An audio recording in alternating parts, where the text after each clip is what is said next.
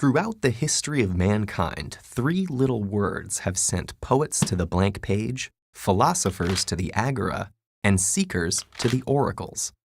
Who am I? From the ancient Greek aphorism inscribed on the Temple of Apollo, "Know thyself," to the Who's Rock anthem, "Who are you?" Philosophers, psychologists, academics, scientists, artists, theologians, and politicians have all tackled the subject of identity. Their hypotheses are widely varied and lack significant consensus. These are smart, creative people. So what's so hard about coming up with the right answer? One challenge certainly lies with the complex concept of the persistence of identity. Which you is who? The person you are today, 5 years ago, who you'll be in 50 years? And when is am? This week?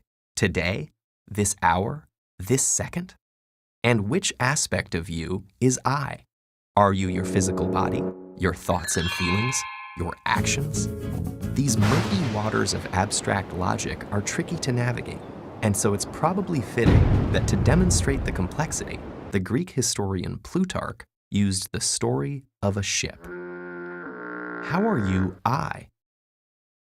As the tale goes, Theseus, the mythical founder-king of Athens, single-handedly slayed the evil Minotaur at Crete, then returned home on a ship.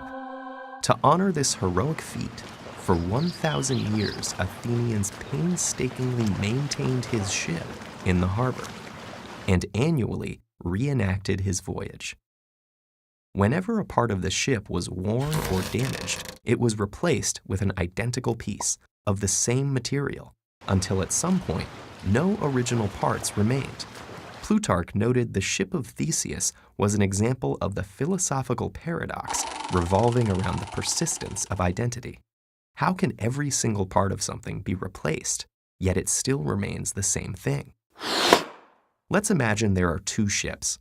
The ship that Theseus docked in Athens, Ship A, and the ship sailed by the Athenians 1,000 years later, Ship B. Very simply, our question is this: does A equal B? Some would say that for 1,000 years there has been only one ship of Theseus, and because the changes made to it happened gradually, it never at any point in time stopped being the legendary ship.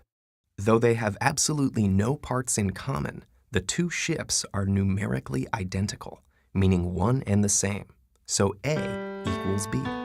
However, others could argue that Theseus never set foot on Ship B, and his presence on the ship is an essential qualitative property of the ship of Theseus. It cannot survive without him. So, though the two ships are numerically identical, they are not qualitatively identical. Thus, A does not equal B. But what happens when we consider this twist? What if, as each piece of the original ship was cast off, somebody collected them all and rebuilt the entire original ship? When it was finished, undeniably, two physical ships would exist, the one that's docked in Athens and the one in some guy's backyard.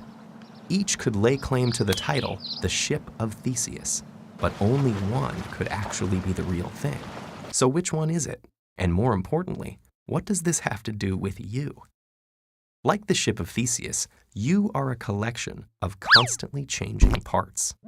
Your physical body, mind, emotions, circumstances, and even your quirks, always changing, but still, in an amazing and sometimes illogical way, you stay the same too. This is one of the reasons that the question, who am I, is so complex. And in order to answer it, like so many great minds before you, you must be willing to dive into the bottomless ocean of philosophical paradox. Or maybe you could just answer, I am a legendary hero sailing a powerful ship on an epic journey. That could work too.